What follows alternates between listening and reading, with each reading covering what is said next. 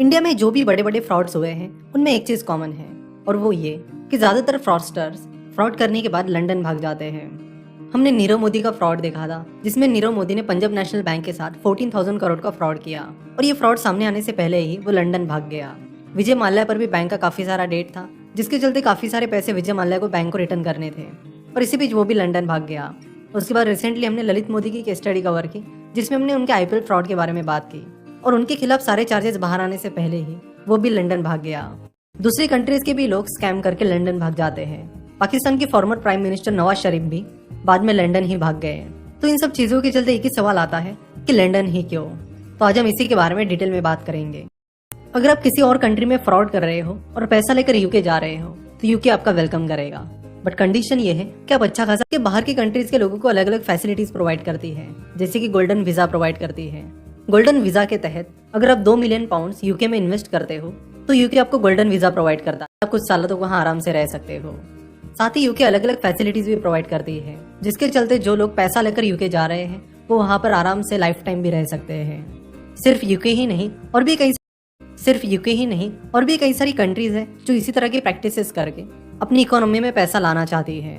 अगर कोई स्कैमस्टर या क्रिमिनल यूके में पैसा लेकर जाता है तो वहाँ के लॉज उस पर्सन को ज्यादा सीरियसली नहीं लेते हैं और यही रीजन है कि पिछले 30-40 सालों से लंदन और यूके फ्रॉडस्टर्स के लिए एक आइडियल जगह हो गई है जहाँ फ्रॉड करने के बाद वो तुरंत चले जाते हैं। अगर यूके के अलावा स्विट्जरलैंड की बात की जाए तो स्विट्जरलैंड सीक्रेसी के नाम पर लोगों को ब्लैक मनी स्विस बैंक्स में डिपॉजिट करने के लिए अलाउ करती है, जिससे स्विट्जरलैंड को अपनी जीडीपी और इकोनॉमी बढ़ाने में हेल्प मिलती है। मॉरिशस भी कई सारी ऐसी एक्टिविटीज करता है और इसलिए कई सारे फ्रॉडस्टर्स मॉरिशस में अपनी कंपनी फॉर्म करके अपना ब्लैक मनी व्हाइट में कन्वर्ट करते हैं। तो फ्रॉड लोगों के लिए सिस्टम बहुत सिंपल है। अगर उनके पास ब्लैक मनी है तो वो स्विस बैंक में डिपॉजिट करना है, अगर ब्लैक का व्हाइट में कन्वर्ट करना है तो मॉरिशस में कंपनी फॉर्म करनी है और फिर उस कंपनी के जरिए इंडिया में इन्वेस्ट करना है जिससे उनका ब्लैक मनी व्हाइट में कन्वर्ट हो जाएगा। और अगर फ्रॉड करके भागना है तो उसके लिए फिर लंदन जाना हो। पिछले कुछ सालों में इंडियन गवर्नमेंट ने यूके से रिक्वेस्ट की थी कि वो 131 लोगों को इंडिया के हवाले कर दे।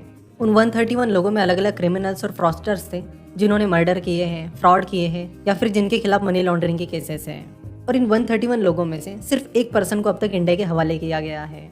विजय माल्या, नीरव मोदी और ललित मोदी के अलावा और भी कई सारे क्रिमिनल्स और फ्रॉडस्टर्स हैं जो लंदन जाके बैठे हैं, जैसे कि टाइगर हनीफ जो कि 1993 के गुजरात ब्लास्ट मामले का आरोपी है, नदीम सैफी जो कि टी सीरीज के फाउंडर गुलशन कुमार के मर्डर केस का आरोपी है, वो भी लंदन में ही छुपा है।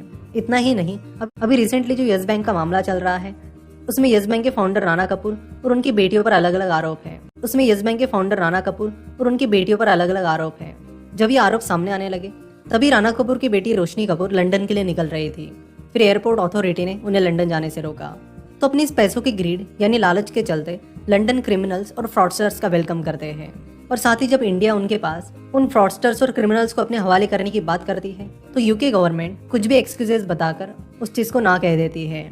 यूके कहती है कि वो European convention on human rights के सिग्नेटरी है, जिसके चलते यूके गवर्नमेंट कहती है कि अगर ब्रिटिश कोर्ट्स को लगता है कि किसी पर्सन को टॉर्चर किया जा सकता है या फिर उसे डेथ पेनल्टी हो सकती है या फिर पॉलिटिकल रीजंस की वजह से कोई कंट्री उन्हें मांग रही है तो फिर ब्रिटिश कोर्ट उन लोगों को उस रिस्पेक्टिव कंट्री के हवाले नहीं करते हैं।